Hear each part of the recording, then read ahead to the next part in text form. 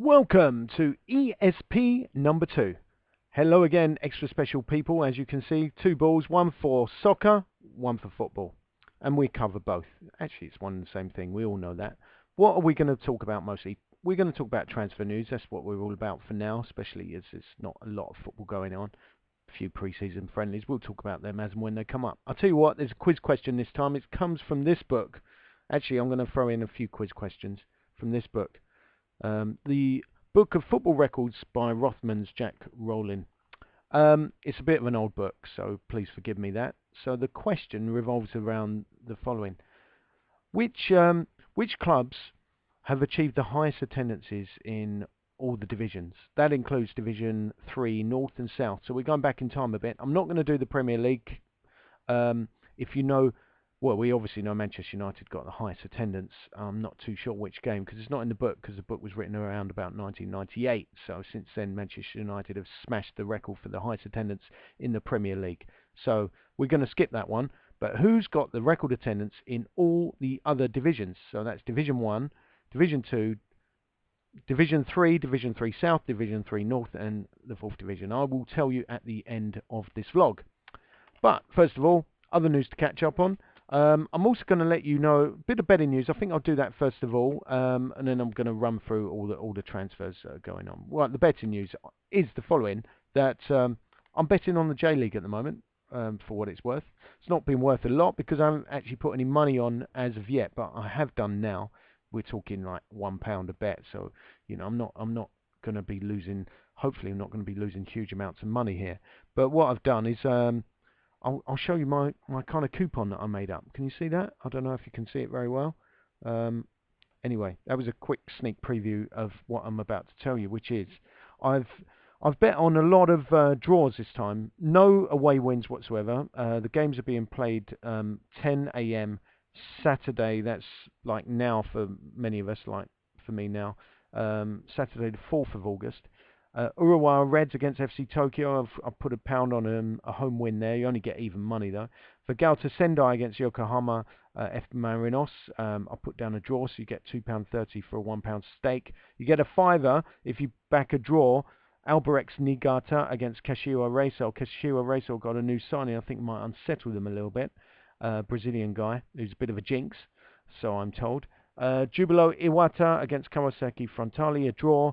I'm not going to go through all the details, but Nagoya against Vissel, home win.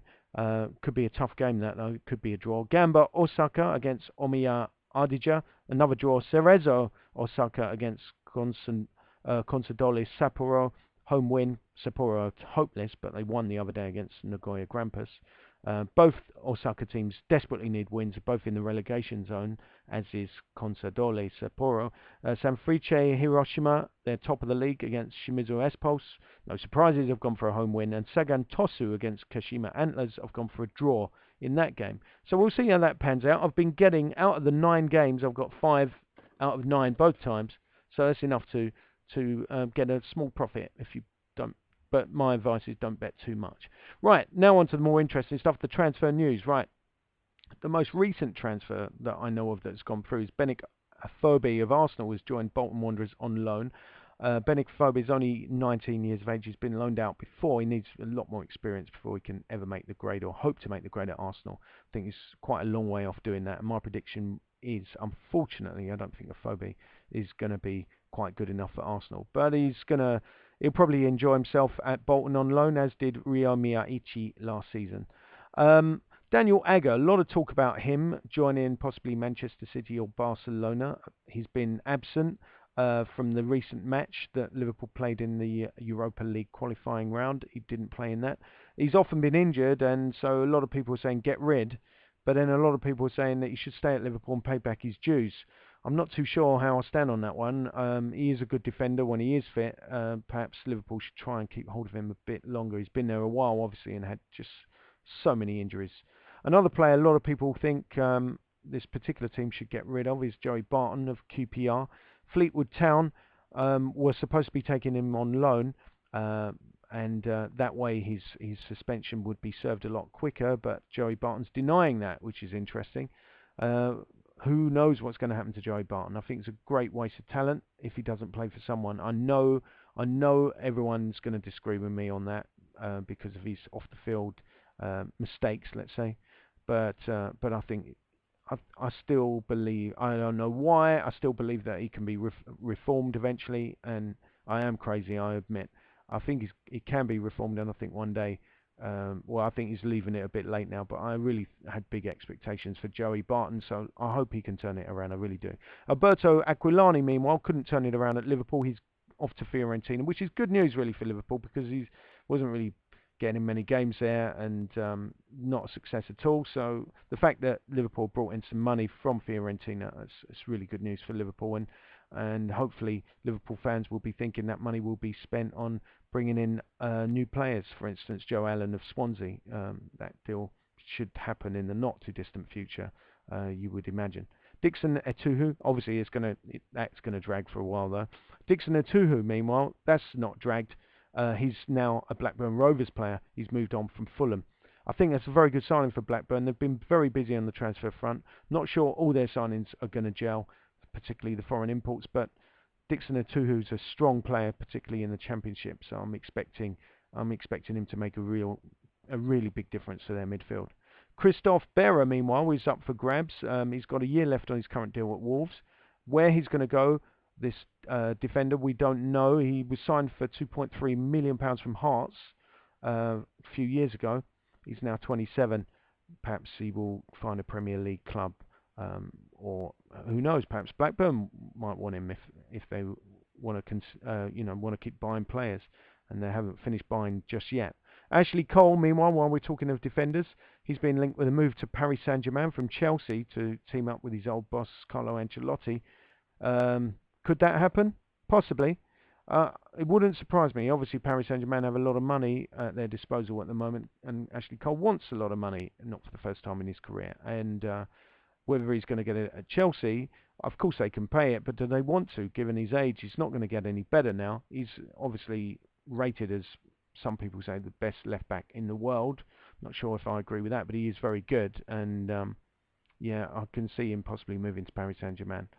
Nuri Sahin, meanwhile, will he join Arsenal? We still don't know. Jose Mourinho, the ex-Chelsea boss, who's his boss now at Real Madrid, says the future is in Nuri Sahin's hands. So it's pretty much up to him and his agent what he does, it seems. And Real Madrid seem to be washing their hands of him, but not completely, as he's only going out on loan. But will he necessarily go to Arsenal? I don't necessarily think so. I think he could end up at Spurs. I think there's just as much chance he'll end up there, or possibly some other club. So that's going to be interesting, and it should happen very soon. Matt Jarvis, meanwhile, will not be joining Fulham from Wolves because there's no offer on the table, according to Jez Moxey, the chief exec of Wolves. So again, that's another one to watch. I think Jarvis will move on, but to which club remains to be seen at this stage. I'd say some mid-table Premier League team are most likely to nab him. Sam Baldock, on the way to Bristol City. I've been hearing from West Ham United, the striker needs to get some more games under his belt. He did quite well last season, but just needs more first team actions. Been kind of frozen out. Kaka, meanwhile, of Real Madrid, could be going back to AC Milan or Sao Paulo, according to some sources. But Jose Mourinho, the Real Madrid boss, has said he hopes not. So it looks like he'll fight to keep him. But Ian Atkins of Southampton doesn't mind losing the following players: Lee Barnard, who I never thought was quite good enough for the Premier League. Sorry, Lee, but obviously a very good lower division player. Scores a lot of goals. Has scored a lot of goals in the lower divisions. Ryan Dixon and Jonathan Forte all up for grabs. So Southampton expecting the phone to ring. Why is it not ringing? Dring, dring. Oh, there it was. Mathieu Debuchy, meanwhile, is he going to be on his way to Newcastle from Lille? Well, he's in talks with his chairman, Michel Seydoux. Seems he's been unsettled by all the transfer business going on around and about him. And I suspect that he will, in fact, be on his way. Newcastle might have to, step it up a little bit in terms of money in order to get the very talented right back of France. Talking of talent, Jake Cassidy is very talented, judging by the number of goals he scored on loan when at Tranmere. Well, he's back there now on a 6-month loan deal from Wolves, the 19-year-old Wales under-21 international, a big prospect for the future. So Tranmere expecting good things of him, and Wolves obviously too, which is why they won't let him go on a permanent deal. Lucas Moura, meanwhile, is not going to join Inter Milan, despite what you've heard elsewhere, because Sao Paulo said they're only in talks with Manchester United about the Brazilian, and the thing is, he's not going to go there either unless United up the ante, which they've failed to do as of yet. Brian Oviedo, meanwhile, of FC Copenhagen, he could also be on the move to Manchester United for £2 million. The 23-year-old left-back could also join Everton or Lille of France. Edin Dzeko, I think I mentioned him in the last vlog. Edin Dzeko could be on the way out of Manchester City. He's unsettled. He said he deserves more first-team football than he's been getting. Can't blame him for thinking that. There's so many strikers at Manchester City. They have to sell. Will they sell to another Premier League club? It seems that Edin Dzeko is more likely to end up back in Germany, where he made a real name for himself. Adam Hamill of Wolves, he's up for sale. No takers as of yet. I'll keep you posted on that. Salomon Rondon could be joining Spurs from Malaga. Apparently, the Venezuelan international will command a transfer fee of around about £10 million. And another player, it's easy for you to say, another player who could be joining Spurs, Raheem Sterling of Liverpool, apparently. Find that one almost impossible to believe. The Salomon Rondon possibility, yeah, that's very likely. Malaga, obviously, in serious financial trouble. So I can really see that one happening. That's why they're letting Nuri Sahin leave. Sorry, not Nuri Sahin, what am I talking about? That's why they're letting Santi, whatever his name is, Santi Cazorla. He's going to be leaving for around about £17 million, and they're going to cash in for £10 million with Rondon set for Spurs. But Liverpool, I don't think they really need to sell Raheem Sterling, who's one for the future. Why would they want to do that? They might loan him. I can see that possibly happening, but I really don't imagine that Sterling will be sold. Obviously, Andy Carroll, that's another story. He could be loaned or sold. We're not too sure. West Ham and obviously Newcastle were interested. Just added that. And that's it as far as transfer news is concerned. But I'll tell you what, it's not it if you're interested in today's quiz, which was, which clubs have got the biggest league attendances? Well, we know in the Premier League it's Manchester United, and it was at the time of writing of this book that I'm actually looking through now. At the time in 1998, they had the record attendance of 55,000. We know it's much more than that now. But the record Division 1 attendance was Manchester United as well, but it was played at Main Road. They were playing against Arsenal in January 1948. 83,260. Right, Division 2's record attendance. Are you ready to guess which team got that? It was Spurs. 70,302 when they played Southampton back in 1950. The Division 3, I'll give you the normal Division 3 first. The highest attendance in Division 3 was a local derby. I'll give you that clue. And it was in Yorkshire. I reckon you might have got it by now. It was Sheffield Wednesday versus Sheffield United, December Boxing Day match in 1979.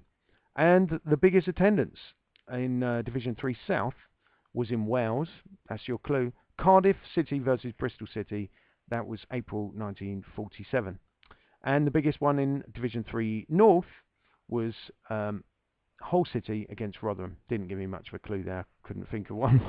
not one that wouldn't give the game away. That was 1948. And the biggest one in Division 4, quite near to where I live, 37,774 fans turned up to see, who was it? Did you guess? South London derby, Crystal Palace versus Millwall, 31st of March 1961. I know a certain person who played in that game as well. Right, that's all for now. Hope you enjoyed it, and if not, don't leave your comments below. If you did enjoy it, please let me know about it, and I'll try and keep doing these for as long as physically and humanly possible. Till the next time, keep enjoying the beautiful game and watching. What are these? What are these? Soccer balls. Right, keep watching those balls. Right, till the next time, adios.